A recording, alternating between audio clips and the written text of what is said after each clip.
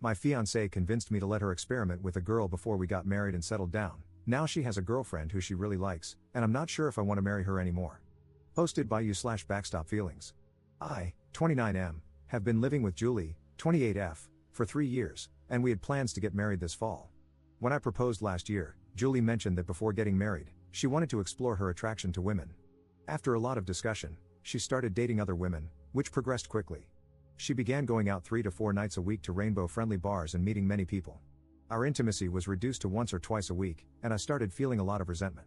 This led to several discussions, which ended with me also being allowed to date other people, much to her dismay. Julie eventually found someone, and Kate, 30F, became her girlfriend. They met 2 to 3 times a week, often overnight. Things became manageable for a couple of months, but then Julie asked me to start using condoms whenever we smashed. When I asked why, she said her doctor had recommended it until a female issue she was experiencing cleared up. After a couple of weeks, I asked if things had improved, and when I questioned her about going back to the doctor, she broke down and told me that Kate had complained that I was polluting her insides, prompting the request. Under protest, I agreed to keep using condoms. I have a sensitivity issue with condoms. It takes me much longer to finish, and overall, I don't perform as well as I would like. To cut a long intimate explanation short, it meant my bedroom intimacy sessions with Julie would go on too long, which she didn't like, so we ended up being intimate less and less.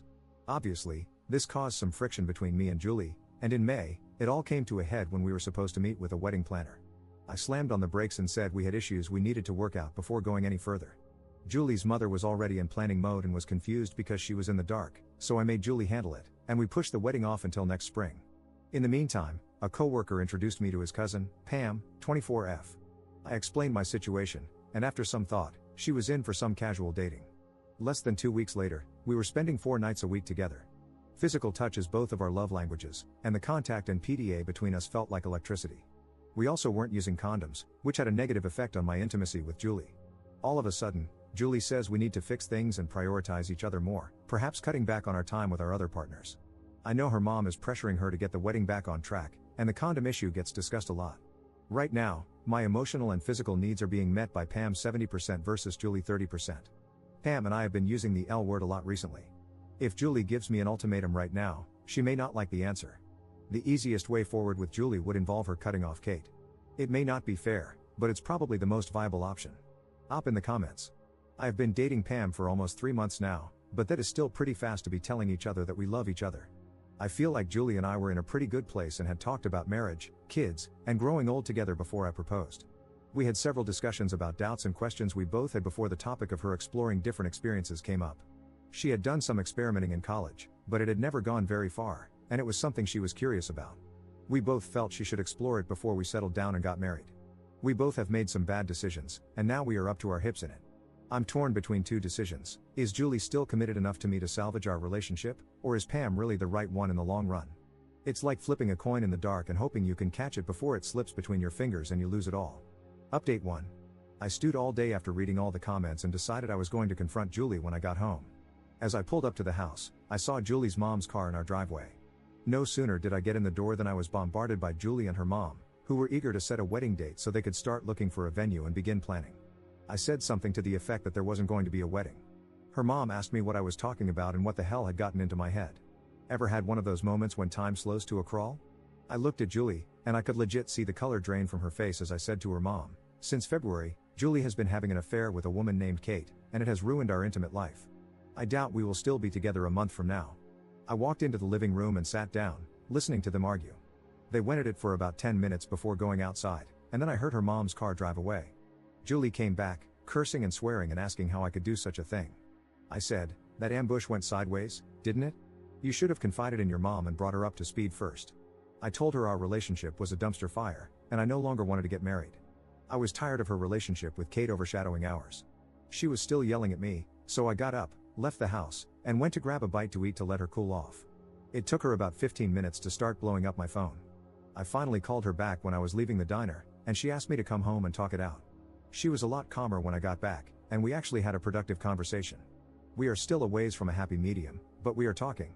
She wants to know how we can fix things, so I told her to make a list of what she thinks is fair and will help mend things, and we can go from there. I told her I would do the same, and tomorrow when we get home, we can compare the lists. Sorry for the long-winded update. Update 2. A lot to unpack, so I decided to do a new update. I had told Julie to make a list of what she thinks is fair and will help mend things, and we could compare her list with mine to see if there was a chance to move forward. Yesterday, she called from work and said she needed to stop and talk with Kate before coming home but would be there for dinner so we could talk. Finally, around 7 p.m., she called and asked if I could order pizza and bread, and she would stop to pick up some wine. She came home and opened a bottle of wine just as the pizza was being delivered.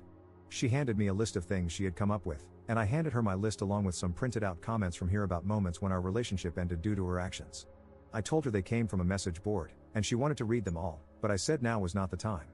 Her talk with Kate went long because they got into an argument about Julie taking a step back and insulating the two relationships from each other. It was bad enough that Julie ended things with her before she left. She wrote down all her passwords and codes, then handed her phone to me, saying I might find some of it hard to read, but she didn't want to hide anything from me anymore. She realizes now that Kate was doing everything she could to drive a wedge between us, and she was foolish not to see it. She asked me if I had meant everything I had told her mom about the marriage and us not being together another month. I said there was no way I would marry the person she had shown me over the last 6 months. I thought it would be better if we gave each other some space rather than treating each other the way we had. She wanted to do therapy instead and close our relationship to get back to where we were.